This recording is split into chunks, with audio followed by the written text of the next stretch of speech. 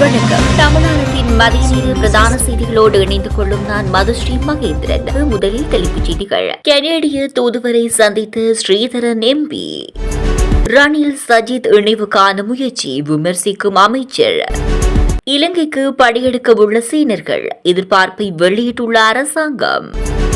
அனுர அரசை விரட்டியடிக்க மக்கள் தயார் மஹிந்தவின் நம்பிக்கை. புலம்பெயர்ந்தோரை மொத்தமாக நாடு கடத்த திட்டமிட்டுள்ள பிரபல நாடு. நியூ ரங்கனாஸ் தங்க சுரங்கம் Markham and Steeles 6055 Steeles avenue east C102. தொடர்பென விரிவான செய்திகள். இலங்கைக்கான கனேடிய தூதுவர் எரிக் வோல்ஸை இலங்கை தமிழரசு கட்சியின் நாடாளுமன்ற குழுத் தலைவரும் யாழ்ப்பாண தேர்தல் மாவட்ட நாடாளுமன்ற உறுப்பினருமான சிவஞானம் ஸ்ரீதரன் மற்றும் திருகோணமலை மாவட்ட நாடாளுமன்ற உறுப்பினர் சண்முகம் குகதாசன் ஆகியோர் சந்தித்து கலந்துரையாடியுள்ளனர். அண்மையில் கனடாவுக்கு பயணமான நாடாளுமன்ற உறுப்பினர்கள் இருவரும் அங்கு கனேடிய பிரதி அமைச்சர் உள்ளிட்ட அதிகாரிகளை சந்தித்து கலந்துரையாடியிருந்தனர். இந்த நிலையில் குறித்த சந்திப்புகள் தொடர்பிலும் சமகால அரசியல் நிலவரம் தொடர்பிலும் பேசப்பட்டு இந்த கலந்துரையாடலின் போது இலங்கை தமிழரசு கட்சி நாடாளுமன்ற குழுவினருக்கும் கனேடிய தூதுவருக்கும் இடையிலான சந்திப்பொன்றை ஒழுங்கமைக்குமாறு கட்சியின் நாடாளுமன்ற குழு தலைவர் ஸ்ரீதரன் தூதுவரிடம் கோரியிருந்தமை குறிப்பிடத்தக்கது. ஐக்கிய தேசிய கட்சியும் ஐக்கிய மக்கள் சக்தியும் இணைவதால் எந்தவித மாற்றமும் ஏற்படாது என்று அமைச்சர் KD லால்காந்த் தெரிவித்துள்ளார். இது தொடர்பில் ஊடகங்களிடம் அவர் மேலும் குறிப்பிடுகையில், இந்த கட்சிகளின் இணைவு தேசிய மக்கள் சக்தி அரசுக்கு ஒருபோதும் சவாலாக அமையாது. இலங்கையின் அரசியல் வரலாற்றில் ஐக்கிய தேசிய கட்சிக்கும் தனிச்சிறப்பு இருந்தது. அதை இறுதியில் ரணில் இல்லாதொழித்து விட்டார். ஐக்கிய மக்கள் சக்திக்கும் ஆரம்பத்தில் மக்கள் அலை மெல்ல வீசியது.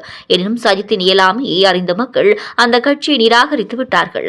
ரணிலினதும் சஜித்தினதும் தலைவர் பதவி இந்த இரண்டு கட்சிகளதும் வீழ்ச்சிக்கு பிரதான காரணமாகும் என குறிப்பிட்டுள்ளார். இலங்கையின் இயற்கை காட்சி மற்றும் கலாச்சாரத்தை அனுபவிக்க அதிகமான சீன சுற்றுலா பயணிகள் நாட்டுக்கு வருவார்கள் என்று தான் நம்புவதாக பிரதி வெளியுறவு வெளிநாட்டு வேலைவாய்ப்பு மற்றும் சுற்றுலாத்துறை அமைச்சர் ருவான் ரணசிங்க தெரிவித்துள்ளார்.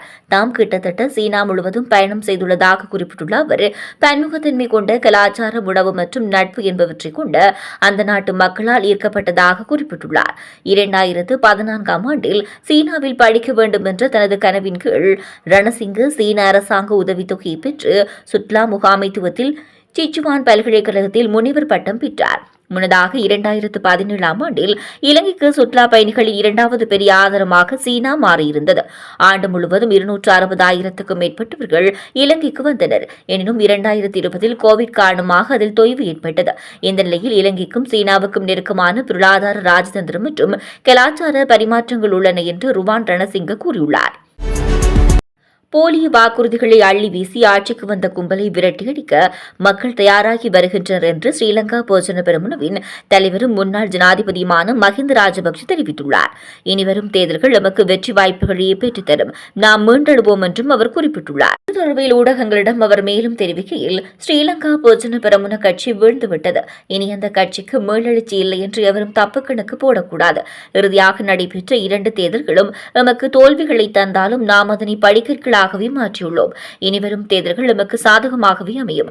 அதாவது அந்த தேர்தல்கள் நமக்கு வெற்றி வாய்ப்புகளையே பெற்றுத்தரும், நாம் மீண்டெழுவோம். தேர்தலின் போது போலி வாக்குறுதிகளை அள்ளி வீசி ஆட்சிக்கு வந்த கும்பலை விரட்டியடிக்க மக்கள் தயாராகி வருகின்றனர் என குறிப்பிட்டுள்ளார். ஜெர்மனியில் தேர்தல் நெருங்கி வரும் நிலையில் 2வது பெரும் கட்சியாக வெற்றி பெறலாம் என கருதப்படும் கட்சியொன்று புலம்பெயர்ந்தோரை மொத்தமாக நாடு கடத்த திட்டம் வைத்துள்ளதாக சர்வதேச ஊடகங்கள் செய்தி வெளியிட்டுள்ளன. ஜெர்மனியின் சாக்சனி மாகாணத்தில் உள்ள ரீசா நகரில் சமீபத்தில் புலம்பெயர்தல் எதிர்ப்பு வலதுசாரி கட்சியான ஆல்டர்னேட்டிவ் ஃபார் ஜெர்மனி கட்சி மாநாடு ஒன்றை நடத்தியது.